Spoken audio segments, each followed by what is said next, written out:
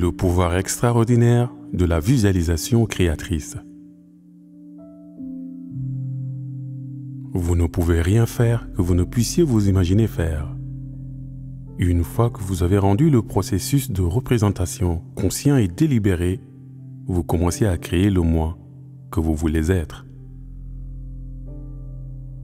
Stephen Covey, dans son livre « Les 7 habitudes des personnes extrêmement efficaces », a déclaré que la principale différence entre les animaux et les humains réside dans la conscience de soi et dans la capacité de choisir la façon dont nous répondons à tout stimulus.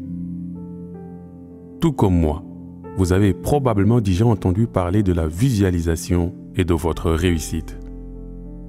Maintenant, la seule façon de vous imaginer avoir du succès consiste à prendre conscience de vous-même.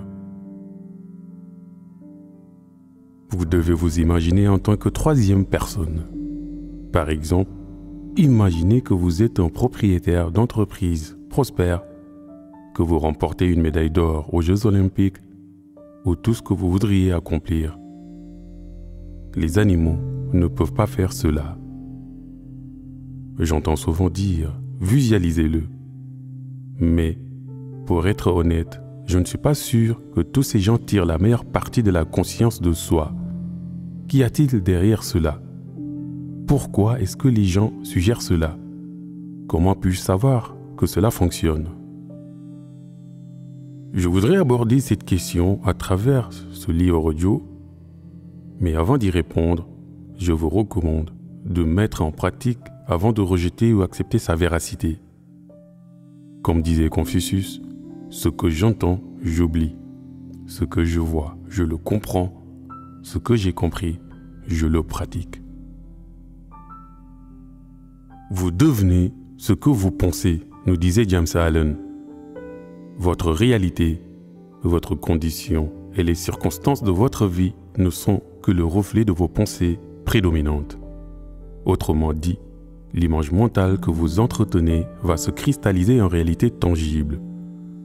Conservez bien cette notion quelque part dans un coin de votre esprit. Le pouvoir de la visualisation va de pair avec la loi de l'attraction. L'idée est de visualiser une image dans votre tête. Par une visualisation constante et cohérente de cette image, elle vous attirera. Vous le faites déjà, probablement sans vous en rendre compte. Chaque fois que vous vous concentrez sur ce qui pourrait mal tourner, les choses iront mal et serviront à renforcer une tendance à se concentrer davantage sur ce qui pourrait mal se finir. Mais vous pouvez aussi utiliser cet immense pouvoir créatif et l'utiliser à votre avantage. En gardant à l'esprit l'idée de ce que vous voulez, vous aurez plus de chances de faire ce qu'il faut pour que ce rêve devienne réalité. Vous serez également plus sensible aux opportunités et aux bonnes personnes lorsque vous donnerez à votre esprit une commande visuelle positive et puissante. Pour être serein et détendu, accroître sa vitalité, améliorer sa santé, développer sa créativité, nouer des relations humaines enrichissantes, acquérir des habitudes positives, réussir sa vie professionnelle, sociale, amoureuse et bien d'autres aptitudes de croissance, la technique la plus puissante qui existe pour soutenir votre idéal est la visualisation. Alors, quand vous accompagnerez cette imagination avec de l'autosuggestion et des affirmations, vous viendrez à bout des blocages qui empêchent la réalisation de vos désirs afin de dévoiler les aptitudes insoupçonnées qui sommeillent en vous. Vous apprendrez à éveiller l'immense potentiel de réussite et de joie de vivre enfui en vous. L'imagination créatrice est trop souvent attribuée exclusivement aux poètes, aux inventeurs ou à ceux qui leur ressemblent. Mais l'imagination est créatrice dans tout ce que l'on fait. De tout le temps, les philosophes aussi bien que les hommes d'action ont reconnu ce principe et l'ont utilisé instinctivement, certes. L'imagination gouverne le monde, nous disait Napoléon. L'imagination, de toutes les facultés humaines, est ce qui est le plus ressemblant à Dieu, nous disait Glenn Clark. Vous avez peut-être entendu des gens dire « Je ne peux pas m'imaginer parcourir 10 km à vélo, jouer sur scène ou effectuer une peinture murale. » Ils ne vont jamais atteindre ces objectifs parce qu'ils ne sont pas capables de s'imaginer les réaliser.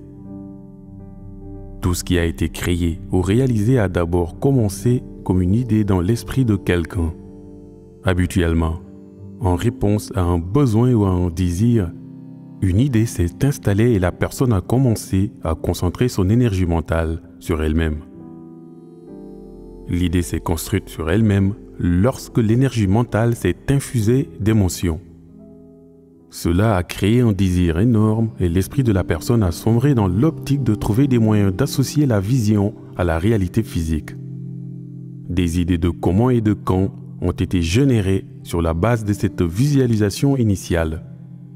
Et de cette boule de neige, la chaise sur laquelle vous êtes assis, le clavier de votre ordinateur, ainsi que tout ce qui vous entoure a été conçu sur cette base de la visualisation initiale. Chaque idée que vous mettez sur papier ou que vous lisez contient une réalité mentale composée d'images, de sentiments, d'expériences sensorielles imaginaires, etc. En fait, votre esprit crée actuellement des images basées sur ce que vous lisez ici, en ce moment. Vous visualisiez. Si vous avez bien suivi ce que nous essayons de vous inculquer depuis les premières lignes de ce livre, vous devez savoir à présent qu'avoir un objectif est le premier pas vers son accomplissement. À ce stade, une image précise du résultat que vous cherchez à manifester doit être aussi claire que les lignes que vous êtes en train de lire. Dès lors, l'attente sera le catalyseur qui vous permettra d'attirer tout ce dont vous pouvez vous fixer comme idéal. Notez bien cependant les informations qui suivent. Vous n'obtiendrez jamais la réalisation de votre idéal dans le monde tangible tant que vous ne vous faites pas mentalement une image précise de celui-ci. L'homme est la seule créature qui soit en même temps un créateur. Grâce à son imagination, il peut définir une gamme variée de buts.